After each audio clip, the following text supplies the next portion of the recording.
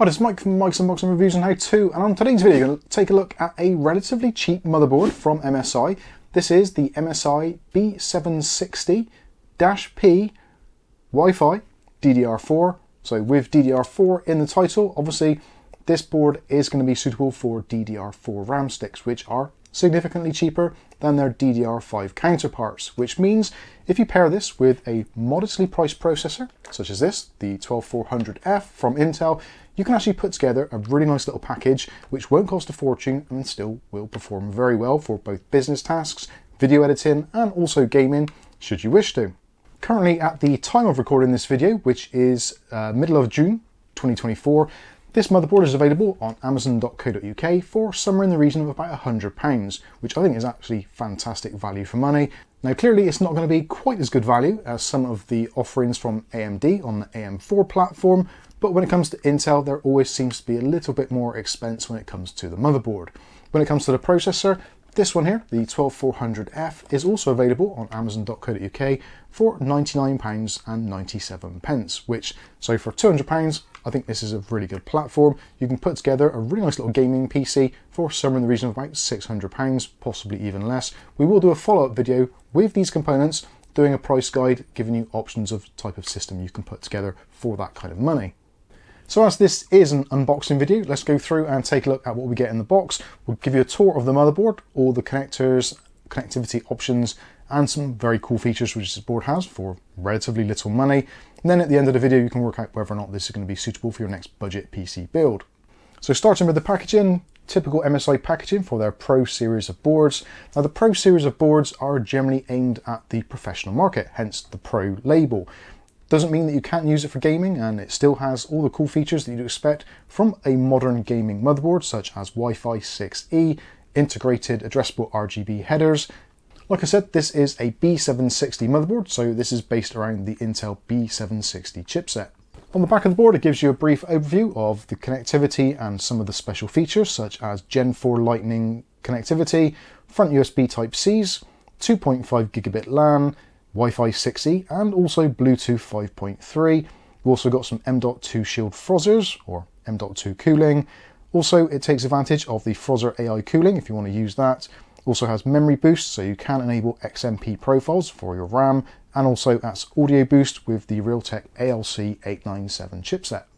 Included in the box, not a great deal in terms of accessories, and you don't even get a user manual, but you can scan a QR code or head over to the MSI website to get a closer look. I'll put some links in the video description to save you scanning.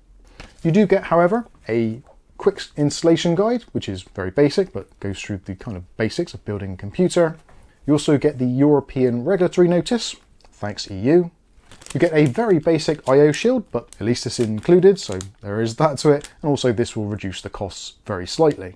There's also a very sad and lonely looking single SATA cable with a right angle connector. You also get included an M.2 riser and a screw to attach a secondary M.2 drive. And there's two Wi-Fi antennas for the Wi-Fi 6E, both of which have SMA screw-on connectors. So with all that out of the way, let's take a look at the motherboard itself. Now, as you can see, it's a very kind of basic looking board. There isn't a great deal going on here. A very muted color palette, which some of you may prefer. I know I personally do. It's nice to have a very basic palette on there, so you can basically put whatever you want on there and it's not going to look out of place. Or if you want to go for a nice stealthy black build, then you certainly can do. So we'll start with connectivity. Up in the top corner here, so we've got two EPS connectors, one of which is a standard 4-pin, and also there is a standard 8-pin. Now depending on the processor you use, you might get away with just a single 4-pin if you've got a budget system and a budget power supply. Ideally, I think you're better off using the 8-pin power supply, or you can combine the two, use the 8 and the 4 if you're using slightly higher wattage processors. When it comes to processors for this particular board, I would say you don't really want to go any higher than the 14700K. I think as soon as you get into the 900 class of processor, the VRM on this really isn't designed for it. And again, it's a modest board with budget features and doesn't support any form of overclocking. So going for K-series processors is also probably not the best of ideas.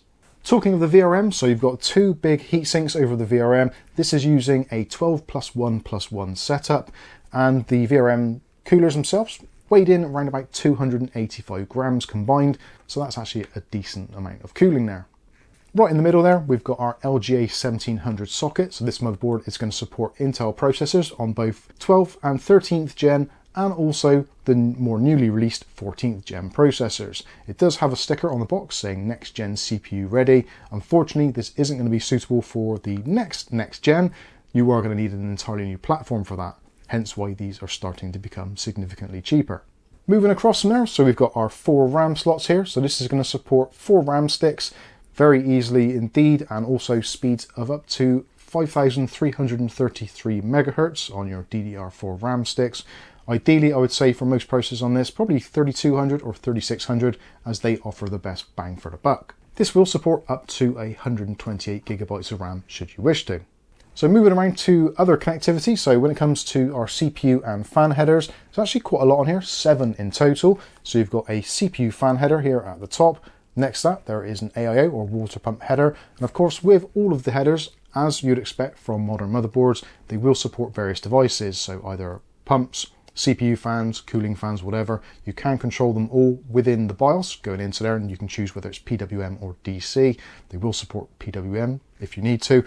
And also, if you want to, you can install the MSI sensor. We've done numerous videos on MSI sensor, so if you want to check that out and see how to control your fans in MSI sensor, again, I'll try and link a video in the video description.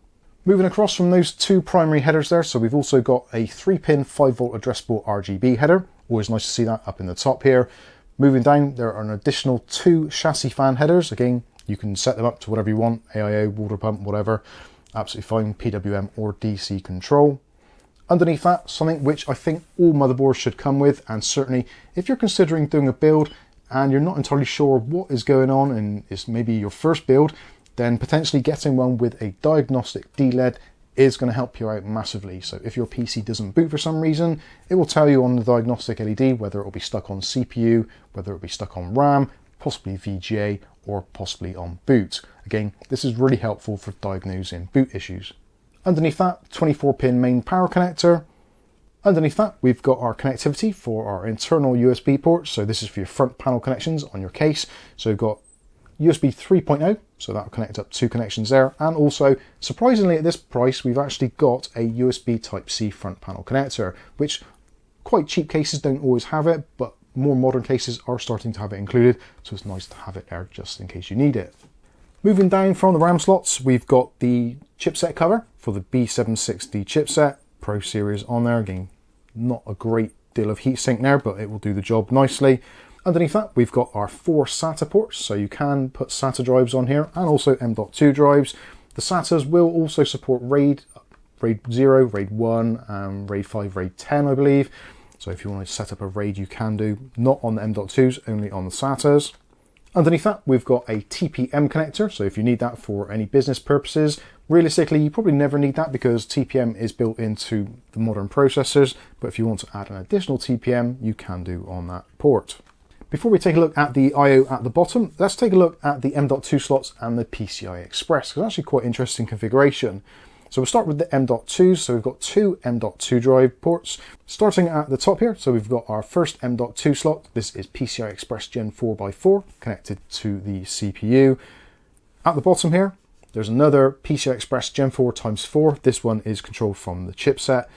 This will also include the support for SATA-based M.2 drive, should you wish to. Those are becoming very scarce these days, but if you've got one and you need to use it, then you can use it on this lower slot. Unfortunately, the top one is NVMe PCI Express only. Now let's take a look at the PCI Express slot. So at the top here, so PCI Express Gen 4 x 16 slot. So this is your primary graphics card slot. There's also a release mechanism on the side, and it also has the armor around the outside of it. There's actually 2 PCI Express Gen 4 slots on the board. This one here, lower down, this one is PCI Express Gen 4, but it's only wired for ×4. So that's going to be fine for certain capture cards that need that little bit of extra oomph to them, or potentially if you're mad enough to try some kind of SLI or crossfire configuration. The other 3 slots are all PCI Express Gen 3 ×1, although they are 16 times slots, they are only wired for ×1. So now let's take a look at the I/O along the bottom of the motherboard. So you've got your front panel connections there. Next to that, you've got your JTBT or Thunderbolt port. So if you want to put a add-in Thunderbolt card, you can do, and that is the connection for it there. Then you've got a pair of USB 2.0 headers. Next to that, an LPT port. Don't see those very often these days. And next to that, you've also got a COM port. Again, not very often that people will use those, but for certain business applications, they are still required. Next to that, we've got 2 PWM ports. So for fans towards the bottom there, that's very good positioning. And then you've got an addressable RGB header, so 3-pin 5V addressable RGB, and you've got the old school 12V RGB should you still need to use it. At the very end there, you've got your front panel audio connection for the onboard Realtek 897 chipset for your front panel connectors there, and also the chip itself just there, surrounded by some capacitors. You've also got your BIOS battery there, and just down here, underneath the last of the PCI Express slots, is the CMOS reset. Last of all on this board, there is an additional extra PWM port, which is just in here. So that'll be possibly for your rear chassis fans or whatever you want to connect to it. So like I said, 7 ports in total for PWM fans or AIOs, all that kind of stuff. Now we can move around to the rear I/O. So not spectacular, but certainly very functional. You've got a PS2 keyboard and mouse port, should you wish to use either of those. Again, not many people do, but because this is a Pro board, it is designed for business use, so potentially you've still got something which may need a PS2 port. Underneath that, you've got 2 USB 2.0s. Next to that, if you're using a processor with integrated graphics, you've got display outputs there, DisplayPort and HDMI, DisplayPort 1.4 and HDMI 2.1, both of which will support up to 4K 60Hz for integrated graphics.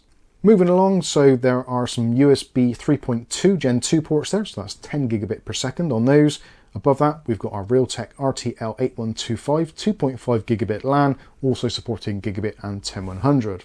Across from that, another 2 USB 2.0 ports, and underneath that, we've got a USB Type-C. Again, that is USB 3.2 Gen 2 10 gigabit per second. Now we've got our MSI Wi-Fi card, so this is Wi-Fi 6E, going to support the latest and greatest speeds, and also Bluetooth 5.3 should you need it. And last of all, on this side, we've got our audio outputs, so color-coded, depending what you're plugging in for your analog speakers, and also there's a digital speed-if out should you need it. This, as I said, is using the Realtek RTL897 chipset, supporting up to 7.1 surround sound. So that is pretty much it for the motherboard. Overall, again, I bought this out of my own money. I'm actually planning to put a little build together with this. Again, because we can use modestly priced processors, such as the 12400F or 12600, 12700, whatever you want to do, you can actually put together a modestly priced system, which will be actually really good. Intel processors do still lead the way when it comes to single core performance, which a lot of games do prefer. And of course, if you want to use this for other purposes, work purposes, you can put a low-end processor on there and it will stay nice and cool and quiet and won't cost an absolute fortune. So like I said in the beginning of the video, for an overall package for the processor and the motherboard of about £200, add in 16 gigs of RAM for around about £30 to £40, an M.2 drive for about £50. You've got a really fantastic package there for probably less than £300 in total. Then of course, add in your power supply, your case and your graphics card, and you're pretty much on your way. Like I said, I will be doing a video guide on how to kind of put these components together with some other modestly priced components, just so you can get a good idea of what sort of system you can put together buying brand new parts on the market in the middle of 2024. So I think that's going to pretty much wrap this video up. Hopefully you've enjoyed it. If you have, smash that like button. If you've got any comments or questions, then please feel free to let me know in that comments section below. But for now, I've been Mike. This is Mike's Unboxing Reviews and How To, and hopefully we'll catch you in the very next video. Thanks for watching.